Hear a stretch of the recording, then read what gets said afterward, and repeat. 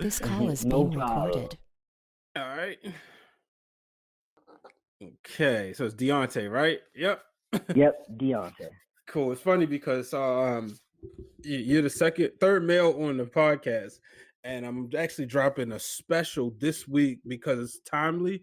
My uncle is a producer for this group called New Direction, and the group is called Deontay and New Direction. So I just interviewed Deontay to Oh drop it this wow. week. Yeah, because I wanted to, kind of help push their album that just dropped, as Right. well as push the upcoming all white album release. So I wanted to make sure that's on there.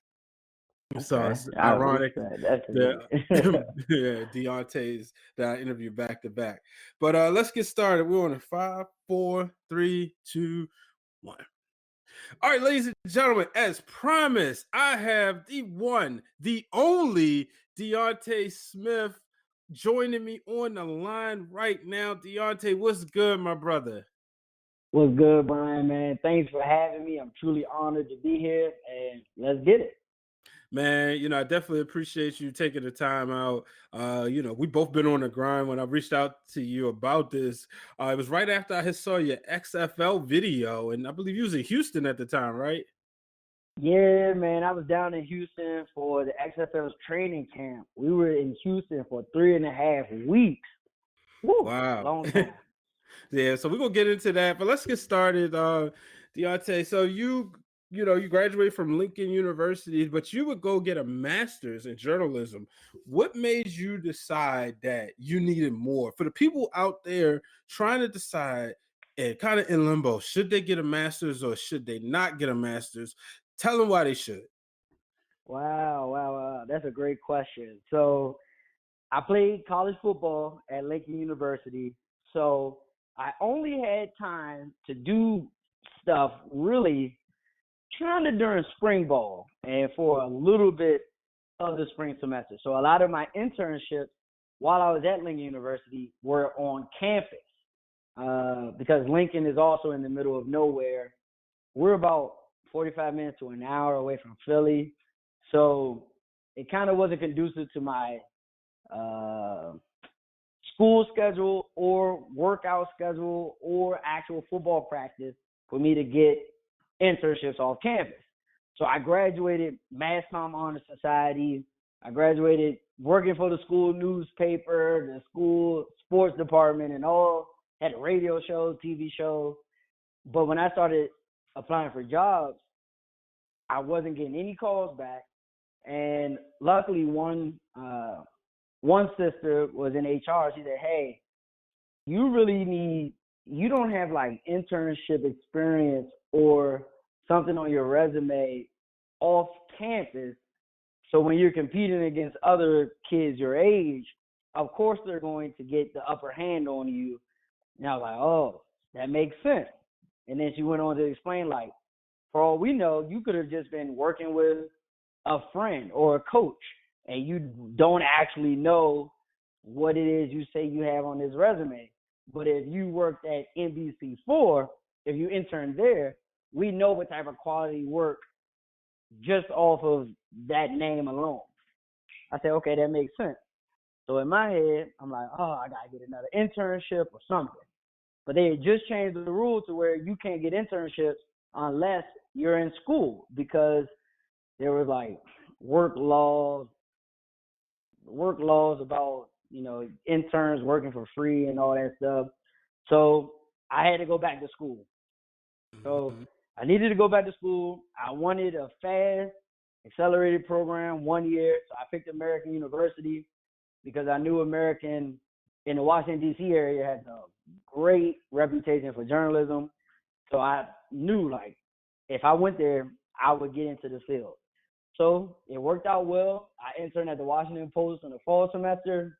And then in the summer of that same year, in the summer of the following year, I interned at NBC4 Sports in Washington, D.C. So I got my two internships, and those two things really helped me finally get my first job. I mean, it still came like a whole year after I graduated with my master's, but eventually it came, and So for me, I had no choice, and it worked out, and I would do it all over again. So let me ask you this. Right, you said you would do it all over again. When you were playing football, was there ever an opportunity or ever a time I should say where you was like, you know what, I'm ready to put the ball down and focus more on my career? So kinda, but so I knew I wasn't going to the NFL or nothing. Like you can't be 5'7" and make it to the NFL unless you're like Olympic track speed. That's just how it works.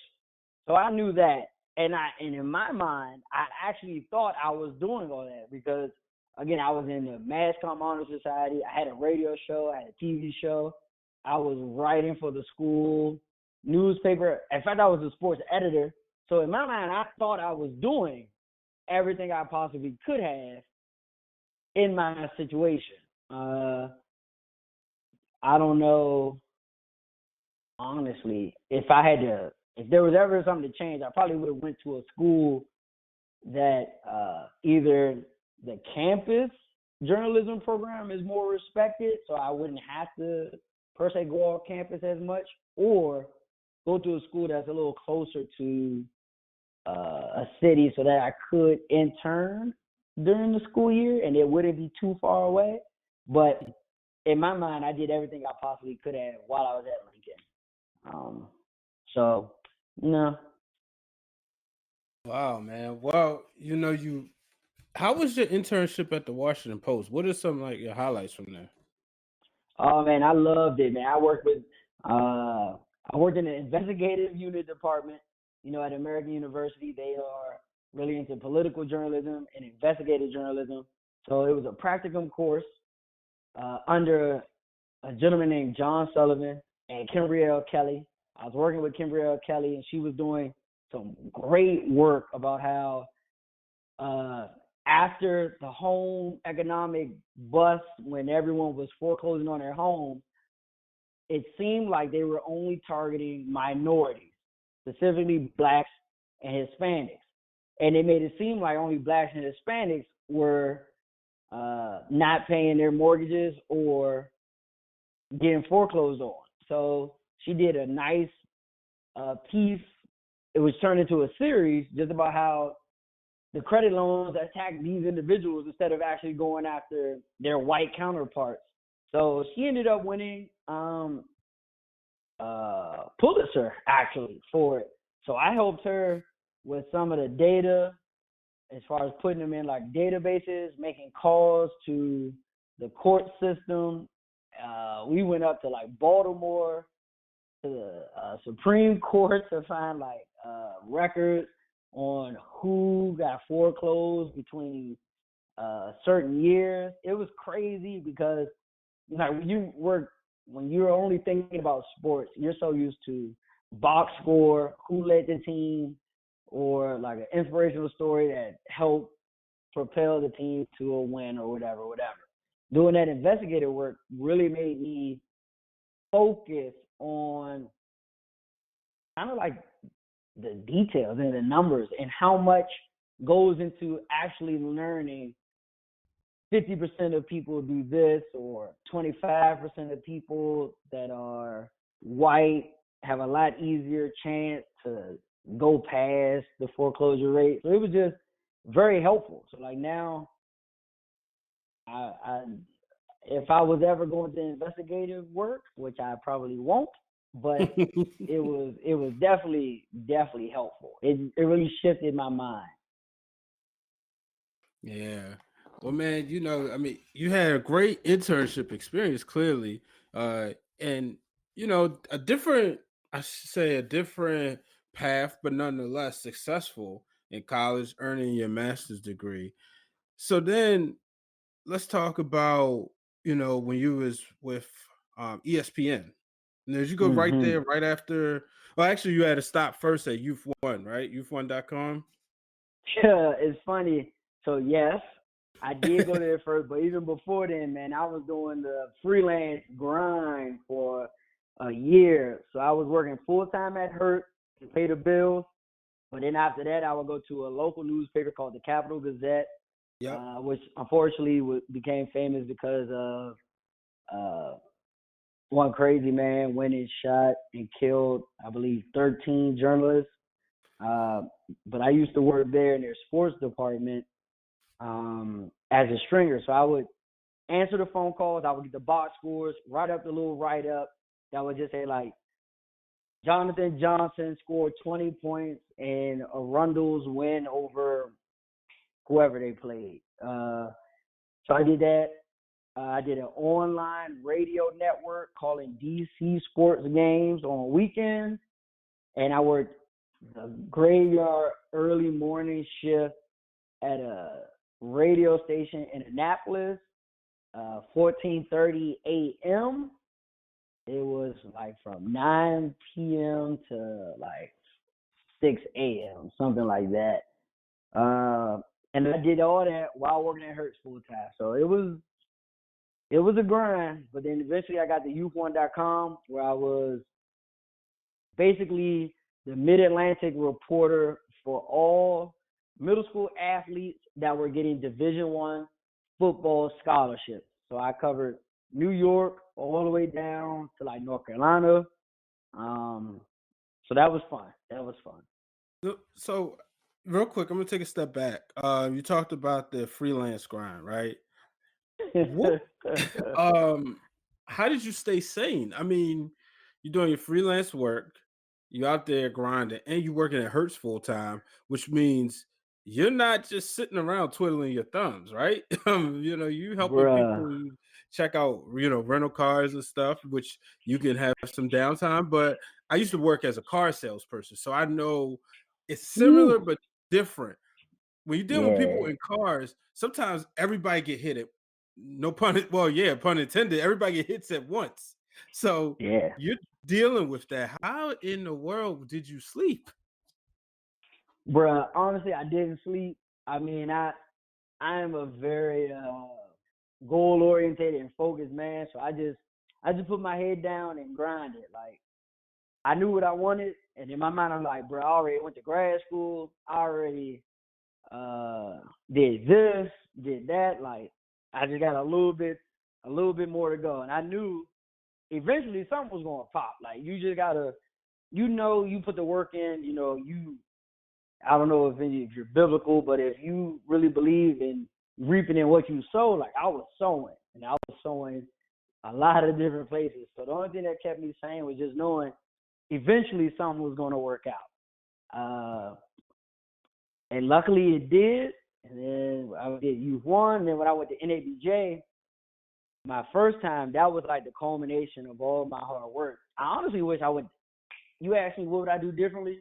I'm gonna take a step back. I would have went to NABJ as a freshman in college, as a sophomore in college, a junior in college. Because when I finally went to NABJ, I finally got in front of someone. The HR, they weren't just looking at my resume or ignoring my resume, maybe because of my name or something. But I had a few offers from there, and that's when I went ahead and interviewed for ESPN and accepted that one. Now, who did you who was the person, if you don't mind, that changed your life when you went to NABJ? Who was the person who you got in front of? Bruh, okay. That's a great question. Who changed my life? All right, so I'll first say Kelvin, Washington, K Dub, and Darren Haynes. They had a intro to NABJ. It was like the very first session at like 8 a.m.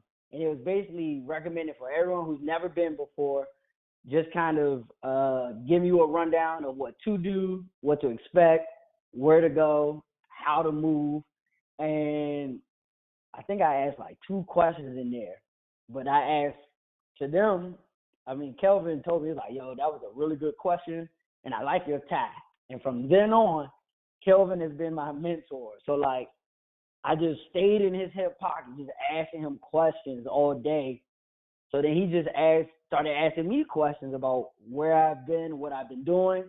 And then I didn't know this at the time, but when you work for ESPN, when you go to NABJ, you're tasked with finding young talent and then passing them on to HR managers. So what he did was he told me like, hey, I want you to come to this what was it? Like a networking happy hour event. And I had already applied for like a special ESPN like networking session, but this was a different one, I guess, in addition to it. And so him and Darren Haynes, I still talk to both of them. I know they're busy, so I don't hit them up as much per se, but I definitely talk to them. They changed my life. And then they put me in front of, I believe, Shalita Strong, and then I was put in front of the actual hiring manager for CAP at the time. For those that don't know, CAP stands for Content Associate Program. That's ESPN's entry-level associate program that they have for producers, which I wanted to be. And I met, she went to Howard. Ooh, I forgot her name, but I impressed her. And so the dominoes just kept falling. But first, the person that changed my life was definitely Kelvin Watson and Darren Haynes. Awesome. So let's talk about your career at ESPN. I was a part of the CAP program, so I'm very familiar with it. Yeah. I'm not sure. Do they still do it? So they rechanged and switched it around. It's now called ESPN Next. It is now run by I forgot her name because I actually left by this point. But it's a new director who used to be a PA, so she says she understands.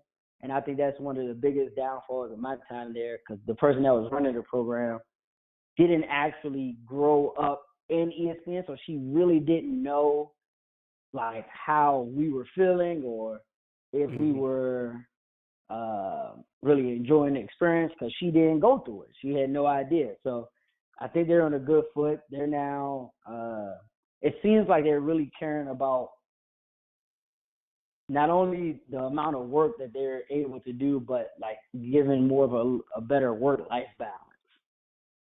Yeah, do you, well, we could talk about that later. I was gonna say who was the person, but if you wanted to, you would have said it.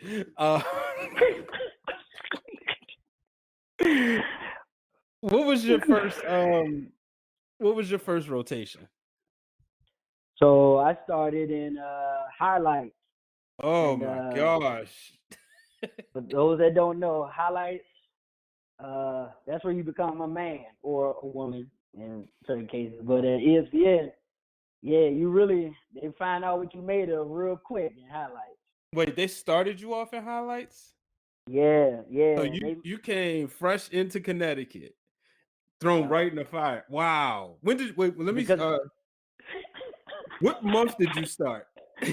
so I started. Let's see, NABJ's in August.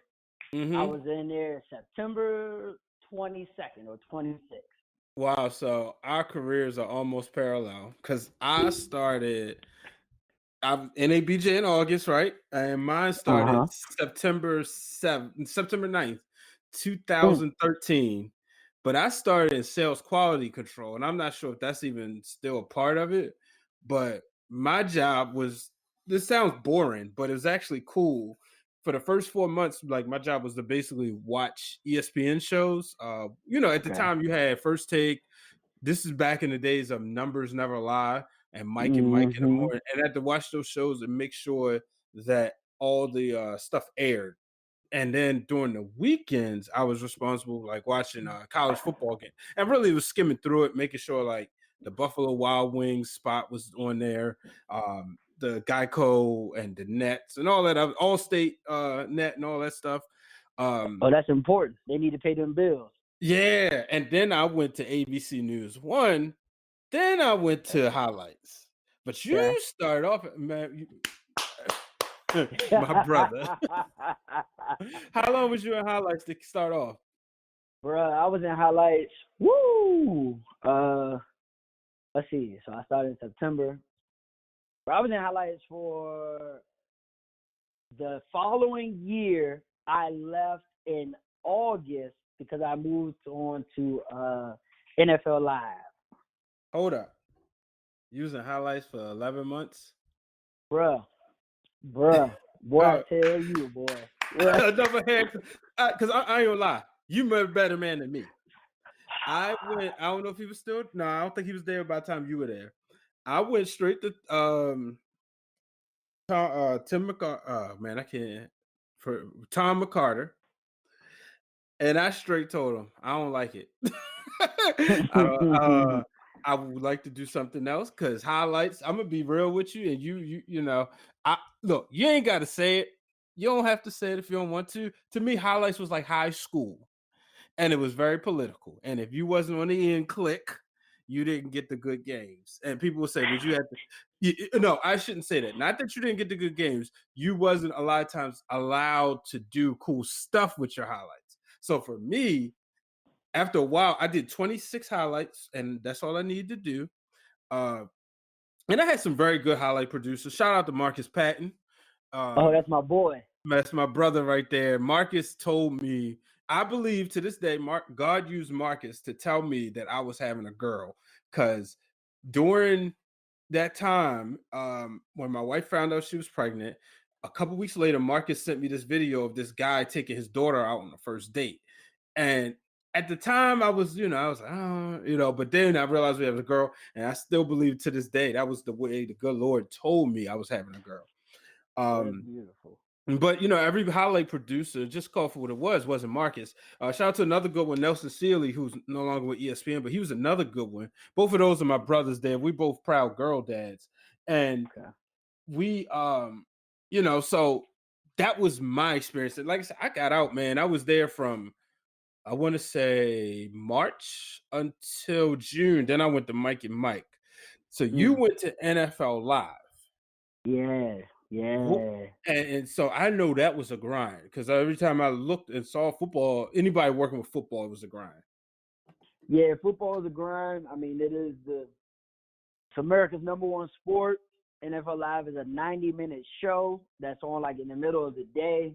So what that basically means for those that don't understand, so if I come into work at 9 a.m. and we have our little show meeting, and that's over 9:30 or 10 a.m. So from 10 a.m., you have 3 hours to get a show completely ready.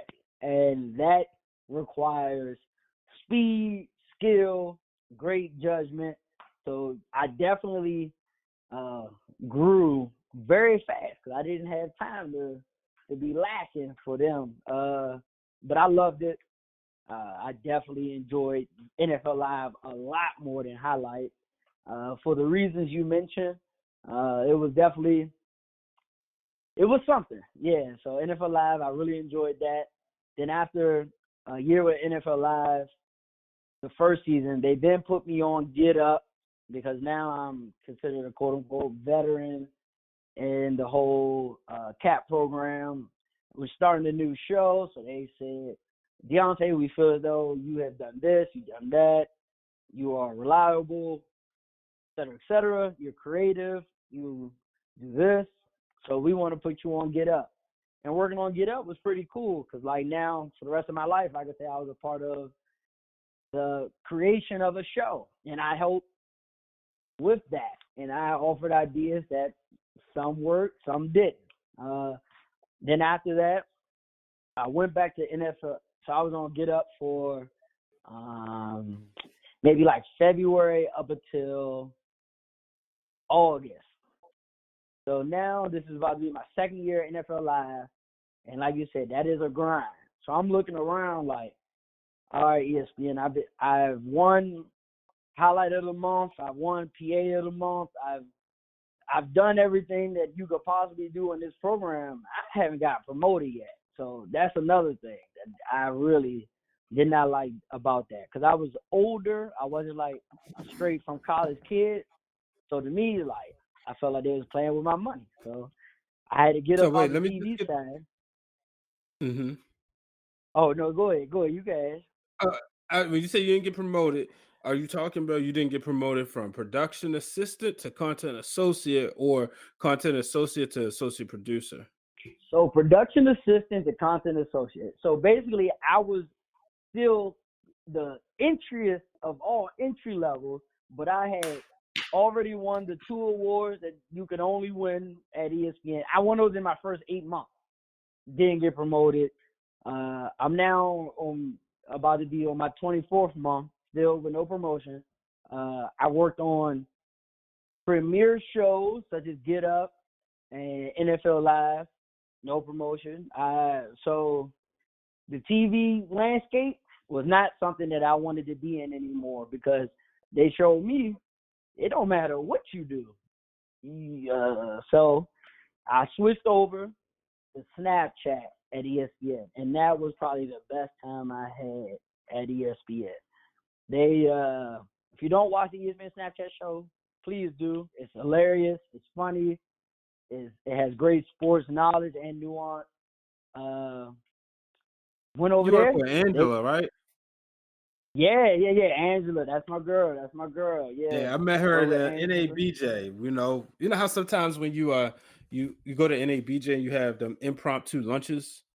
Yeah, And yeah, I had an impromptu lunch. Me and my clique, my Fab Five clique, we had an impromptu lunch with Angela and some of her friends down in Miami. And oh, that's dope. I was it yeah, five guys. So and I met her. She was she told me she was a part of she was at ESPN. Of course, like, once you're an ESPN alum, you're an ESPN alum, you're in the family forever. That's right. And you being nice, I have to say, I'm upset that you did more than what I did. I thought me not getting promoted at 18 months was disappointing. And I did some cool stuff, but I did enough to get, highly skilled. Hmm. But you sat up there and won the you said highlight of the month, right? Yeah, highlight of the month. I won that like in my 6 months, and I followed that up. I won PA of the month for something I did for Black History Month. Right. HBC grad, I'm always put on. Now, yeah, and that's the thing. You did it with the HBC video. I want to know, wait, what was the highlight that got you the highlight of month? So I was tasked with the McDonald's All American game. Mhm. So what I did, that's a game that comes on every year. You probably have seen it a million times, but I was like, I like to do things a little differently. I said instead of us having these regular bars that just be like um, Wendell Carter going to Duke next year. What I did was I created and like I put their logos underneath the player, like it was like a video game, and I had tracked that so it followed them wherever they went. So if Wendell Carter got the ball, and you'll see the D for Duke he's under where he's going. And then if there were questions, if they still were undecided, we put question marks. It was like a really graphically in tune, different way of showing something that has been done the same way for a lot. So because of that, I want to highlight them all. Wow. So, and I just want people to understand, you did something that's not easy to do. Sometimes you have highlights that just fall in your hand. Hmm. Um, and just from my time there, I'm just gonna spit off some that just kind of like jump out the mind that one highlight of the month. We go back to the 2013 Iron Bowl. Chris Davis runs the ball all the way back. No offense, like, great highlight. Don't get me wrong. This is what I'm saying is never any disrespect to my former colleagues by any means. But that's a highlight that falls in your hand, right? Because the pieces just come. Right. And The play itself. Yep. there was another one, Christmas in July. The excuse me, I'm sorry, my age. Los Angeles Angels do a thing no, it's actually June or July, June 25th, where they do halfway to Christmas, so it's summer Christmas or something. And they had a cool highlight, no doubt about it. Another one, Deion Sanders. Now, this one took some creativity because it was when Devin Hester broke the record. They merged it with the Deion Sanders clip, with him Oh doing the yeah, I seen that. That was good. yeah, that one highlighted him up. That's something that takes credit, like not credibility, but takes creativity. What you Hmm. did took a lot of creativity because you essentially took a game. I don't want to say that wasn't interesting, but that may not have been on everybody's radar, and you made it something where people was talking about. That's So true. I was C block that day. So yeah, yeah. see it. So, folks, for those who do not know, and this I'm very happy about. You can see I'm excited about the show because it's a lot of people that's listening that want to work at ESPN, and by all means, I send people there all the freaking time. But one Hmm. thing about Hmm. C block, you got your A blocks is your first set of TV. Then there goes the commercial. The next is the B's. Then it goes to commercial. That's the C's. 9 times out of 10, unless you're not sitting at home doing nothing, you might be tuned out by the time the C block come around. Let's just call it for Yep. what it is. Um, and Mr. Smith here won a highlight of the month with a C block game. So I'm still baffled that you didn't get promoted to content associate. And I don't know what it was, what the pay is. You don't have to go into it, but I'm gonna go ahead and tell what the pay was when I was there. You got started at 32,000, and then you got bumped up by 5,000 to take you at 37. Now you got your little raises as your monthly or quarterly raise. But for me, I was upset because I didn't get mine. Now I'm gonna Mm. give a shout out to a person that you know very well. Shout out to my man Steve Braban, because I was not in on his unit when I left, because I would eventually go to the social media team. I know we got some stuff to talk about that. I would eventually go to the social media team, and when I was on the social media team, he was my manager. And I kid you not, if I had to start off in social media, 9 times out of 10, I probably still would be at ESPN. No, I would say 7 times out of 10, I'd probably still be at ESPN. Maybe not, because Brayban's gone now. But nonetheless, Yeah. um, he was somebody, like when I told him my story about not getting promoted, he was upset. He was like, I didn't even know you at the time, and upset. But so you would go to Snapchat. What was Yeah. Yeah. what was your hot, like what was some of your best times there? Oh man. So I'm gonna first say Steve Braban, like you said, great dude. I would go to war for him. I He left when I was there, unfortunately, but he was a great boss, great guy. Some of my Mm-hmm. favorite stuff, so Snapchat, ooh man. So they let me do whatever I wanted. So like Le'Veon Bell at the time was not reporting to camp for the Pittsburgh Steelers, and this was before it was decided that he was not going to play the entire year. He Mm-hmm. tweeted out a cryptic text uh, with a hand emoji that said "Farewell Miami." So I came up with the idea to put Andrew Hawkins, who's a former NFL player, uh, who was our host for the night. Let's green screen him into clubs and parties that Le'Veon Bell has been at in Miami. And for those that don't know, like on TV, they probably wouldn't have rolled for that. Like we showing a football player in the club and the music videos, they probably would say no. Snapchat, they was like, great idea, Deontay, do it. I said, oh shoot, okay, because this is like my first month. I used to come up with like ideas like that for TV all the time, and they'd be like, no. So I was very surprised.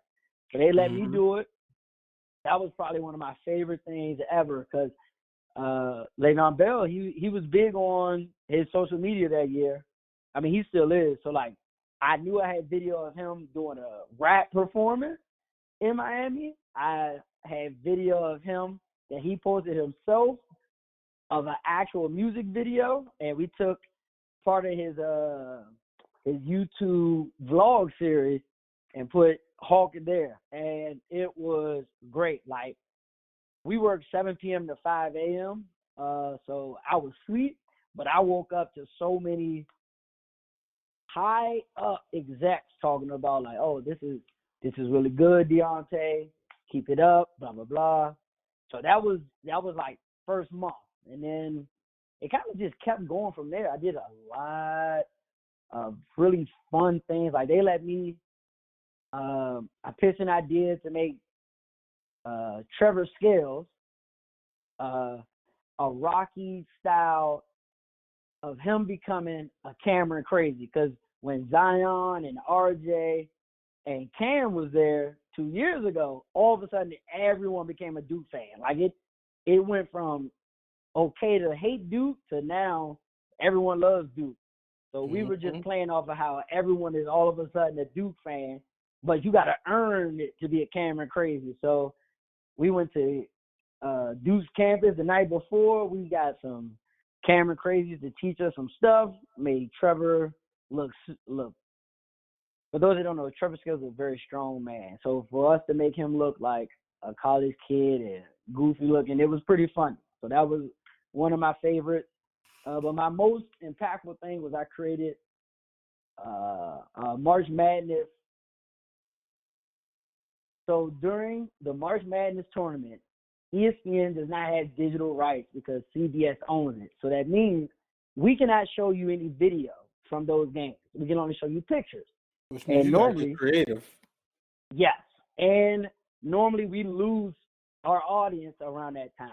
So I came up with the idea, like, let's just create a March Madness tournament and have our 4 main ESPN Snapchat hosts pick 8 Disney movies, and let's have them battle it out in a 32 movie bracket.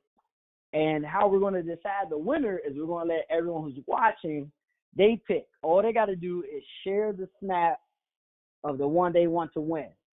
And for those that still use Snapchat, y'all know you don't really share snaps.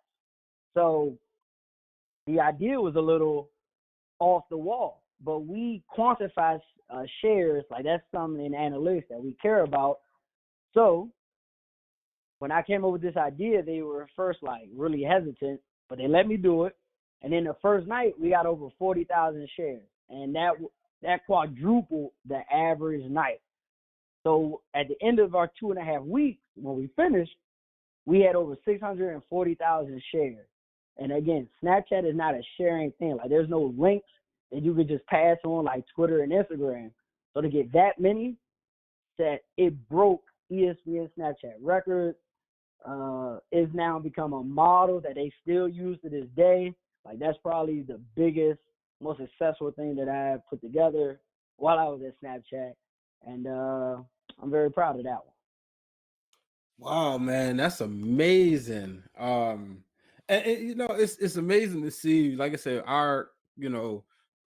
we were at they are 2 different times of the spectrum, and we saw social media just to see how far it's come.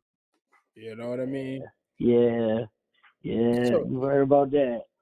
so what made you leave, and what led you to the XFL? Oh man. So I love Snapchat, but working 7 p.m. to 5 a.m. will wear on anybody. So I think I was there for officially a year, but my body was dead, man. It was fun and great, but like I would sleep all day and go straight to work.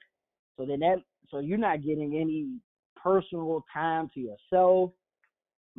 I was barely seeing my daughter. I am a girl dad as well, and that it was hurting me. It was hurting my family lifestyle. I didn't really have a work-life balance.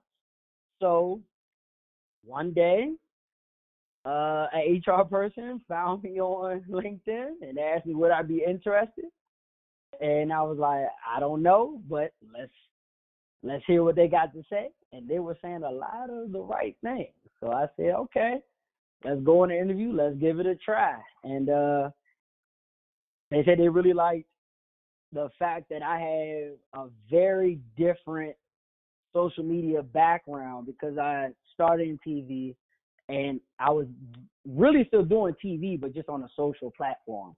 Like I wasn't per se a tweeter or someone who just makes tweets, but I had the capability that I could put on an entire show myself in theory. Because I did eventually get promoted in Snapchat. I was associate producer there. So things worked out, interview process went well, and XFL was like, we'll give you what you're asking for. I was like, oh, hell yeah. And the crazy part is when I first started, like, it was not planned or discussed for me to be on camera. It kind of just happened. And I am really enjoying it because that's kind of how I started when I first left Lincoln in 2012. So to see that the show that we're putting out is doing pretty well and that people are liking it, kind of full circle, I'll say. Yeah. Now, you the XFL, talk Mm-hmm. about, explain to people, you know, were you nervous considering, and I have to ask you this question, were you No nervous problem. considering the history of the league? Now, I'm a wrestling fan. Everybody knows that. I'm a diehard wrestling fan.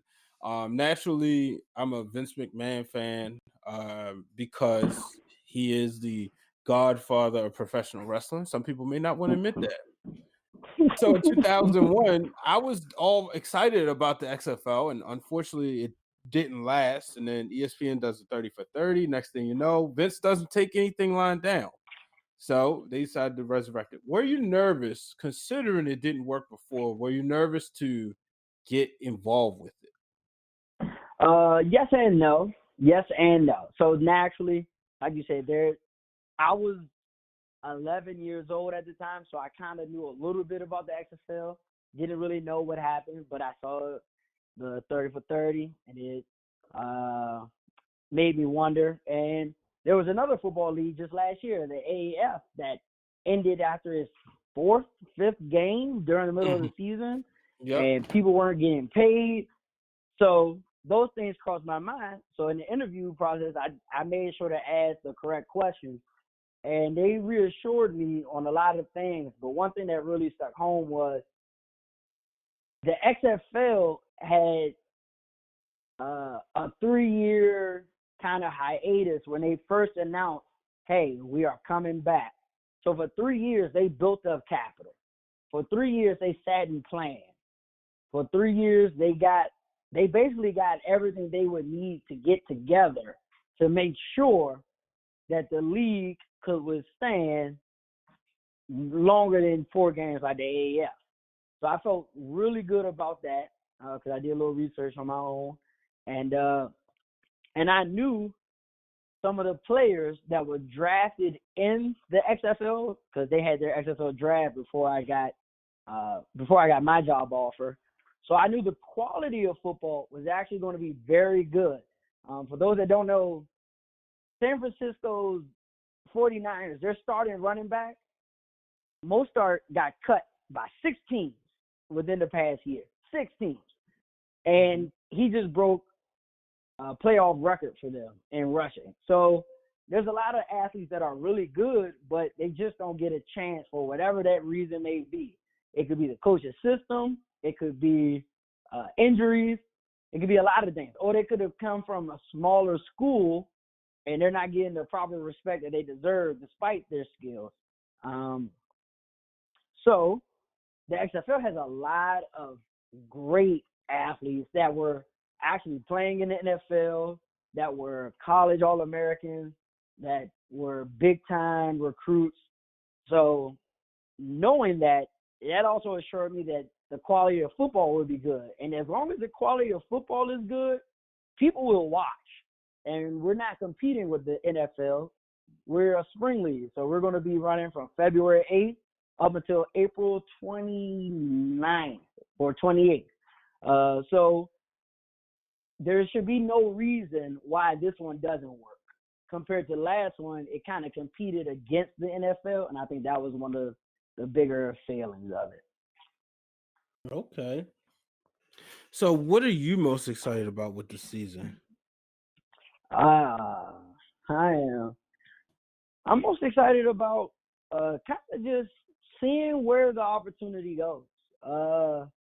Like I said, if you would have asked me a month before I took the job, did I see that myself leaving ESPN for the XFL? No. If you would have asked me a month before I started on camera, did I see myself being on camera again? I would say no. So the XFL has pleasantly surprised me multiple times already. So I'm just excited to see where it takes us. I'm here for the ride. I am, and I'm going to take advantage of the freedom and the creativity that they're allowing me to have. Because at the end of the day, I'm building my resume and my portfolio by putting out the best quality of work that I can while I can. Now, the name of the show is called Breaking Through the Glass Ceiling. Mm. What was the moment that you feel that you broke through the glass ceiling in your career? Wow. Wow. Wow. Oh, wow. You know, it's funny. That's a good question because I always want more. I think that's what keeps me motivated. But if I was to put a moment on it, I believe it's when my first day at ESPN.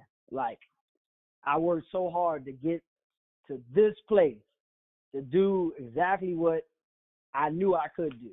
That was the day. Okay. Yeah, because I'm sitting here listening, man, and I'm like, you got a lot of, you've had a wonderful career, and you really still just getting started. Bruh, it's about to get these. People used to always tell me your 30s are always going to be like your good years, and I am so looking forward to these next 5 to 7 years because I'm ready to go to new heights. Because I'm expecting to be a social media manager soon. Like that is my goal. Like I want to call the shot because I still answer to people. So a lot of times, if they don't understand a social media point, like they'll shoot you down.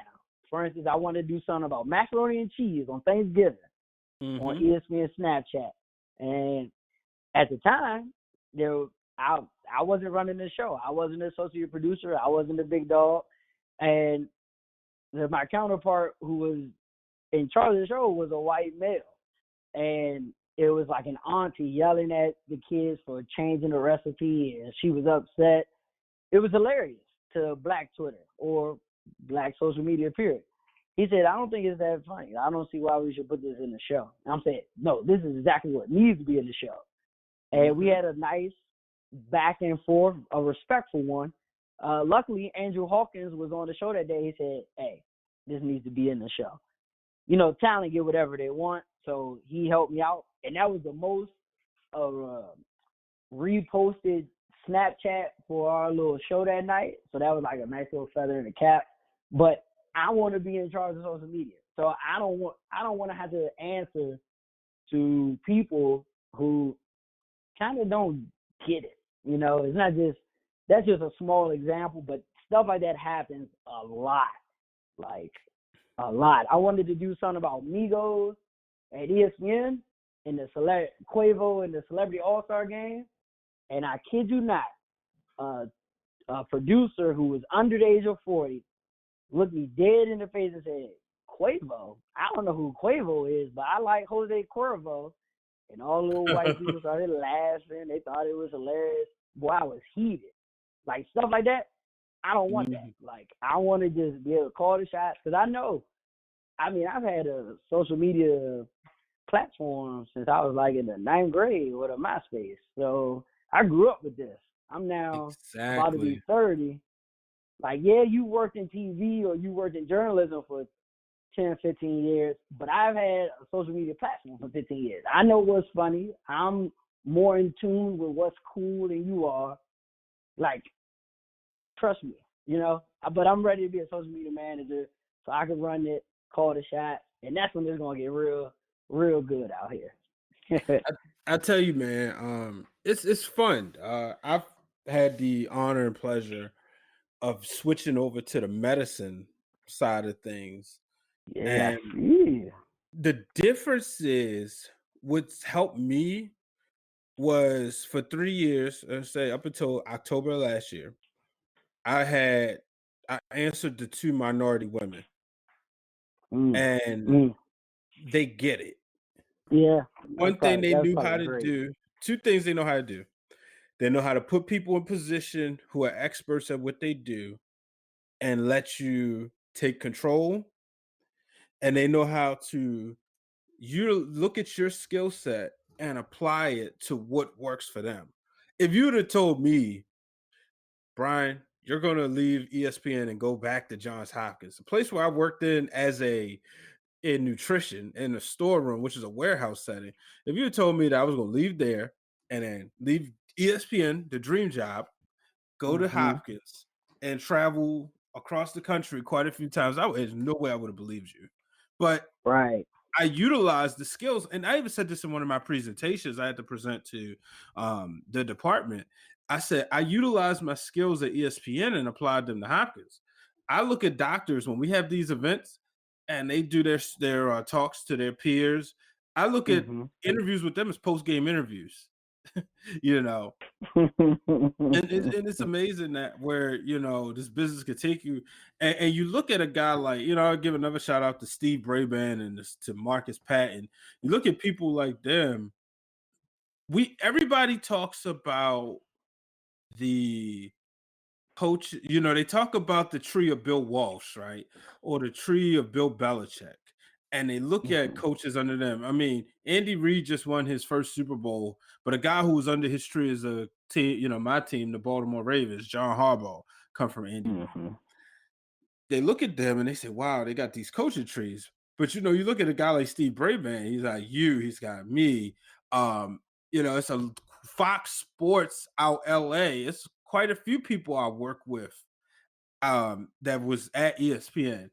And that's the cool thing about social media. You keep in contact with people like, wow, wait, they're at Fox, and this was at Fox. Um, Hmm. and now to see all the great things you're doing with the XFL. So where are you stationed now? Like I know you're not back in Houston no more. Where are you stationed now? So I still live in Bristol, Connecticut. But I Why? commute.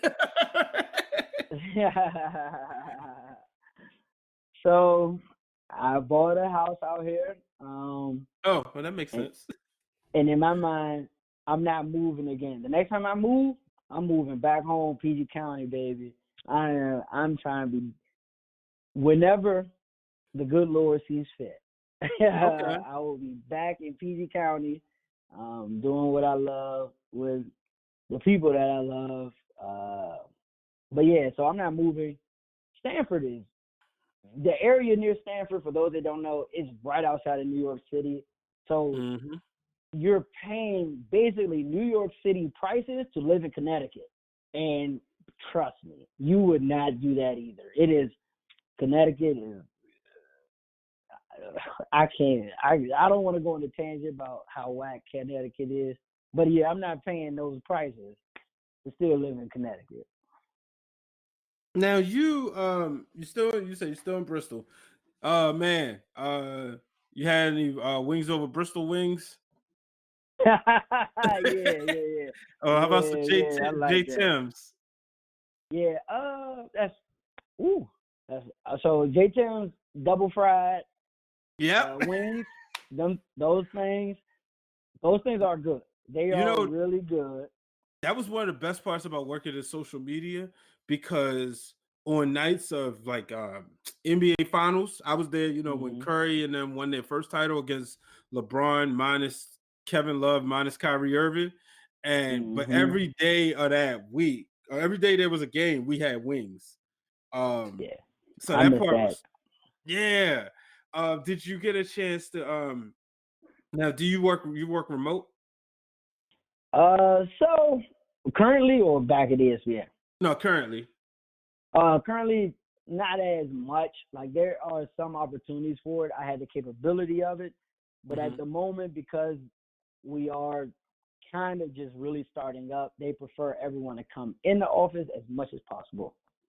And where's that? Is that in Stanford or? Yeah, it's in Stanford, so it's an Oh, hour and a half commute every day. so it's around corner from like the WWE studios. Yeah, yeah, yeah, yeah, yeah. It's real close. Like Like we're like in brother sister buildings of one another. So I gotta ask you this: have you met Vinnie Mac? Everyone has that. No, I have not met him. Uh, and you know what? I think that's a good sign because if he was worried, if he was nervous about some of the things that we're doing, he definitely would have shown up. As you said, like he has his hand on everything. So for him to still be a little not necessarily present is a good sign. Yeah, because well, he's president in wrestling, from what I understand, and I guess with this being WrestleMania season, which is going to be very interesting this year, WrestleMania being in April during the season of XFL, right? Oh yeah, yeah, Yeah, yeah. so I'm looking forward to this one. But man, before I let you go, what kind of advice? What would be the lasting advice that you want to give people, and then let them know where they can find you? Okay. Lasting advice that I would just tell everyone is um, don't allow people to put you in a box, whatever that box may be. If you see yourself as hypothetically a producer or a reporter or a social media editor, um, no matter what job you're working at, do that well, but still continue to strive for the role that you truly believe that you deserve. The grind always pays off one way or another. And as me and Brian have said, like we would have never thought our careers would have taken us where we are, but the ride has rewarded itself and we are enjoying it. Definitely get linked up at NABJ because honestly, NABJ is what got me to ESPN. All the hard work that I was doing would have never been seen. I don't know why the computer systems wasn't letting my resume live. But as soon as I met someone in person, I talked to someone in person, I was able to finally get to ESPN, and my career is taking off from there. Uh, so do those things, trust in yourself. And if you want to follow me on Twitter, my name is D Smith Report. And then on Instagram, that's a little more non-professional. It's K underscore Montana. That's TEY underscore Montana, like the state. But thank you so much, B. Like this was great, and I hope it helps someone. Yeah, man. I'm just excited to have you on here. Like I said, definitely appreciate you coming through, man.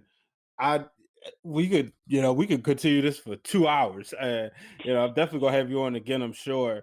But I know that I saw the grind, and going through my timeline, I saw you in Houston, and I was like, man, first of all, let me hit you with a retweet. But I was just, I was very Appreciate happy. Of course, man. that. I always say we all we got, and then we brown here from Maryland. Even though Baltimore, we say Baltimore. We don't, when we go out of town, people say, "Where you from?" We tend to say Baltimore, but it is a part of Maryland. Without a doubt, I get you, brother. Yeah, All love, all love. yeah. But real quick, one question: will I see you in DC July 8th through July 12th as NABJ and NHJ merges for the convention Oh, this year? there is no way you won't see me. I was mad about why I wasn't in Miami last year. I'm definitely back home in DC. I gotta show up. I can't wait. Yeah, man. Well, ladies and gentlemen, Deontay Smith coming on board. Make sure you give him a follow. Make sure that you listen because he had a lot of great things to say. And a lot of people, I think what I'm excited about is having people that I've talked to and give my stories about what they need to do in this business to kind of stand out.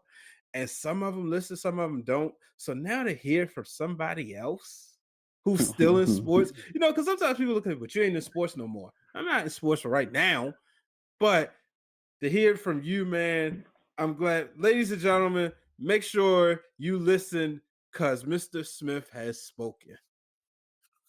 Thank you, my brother. Thank you. All right. Appreciate you.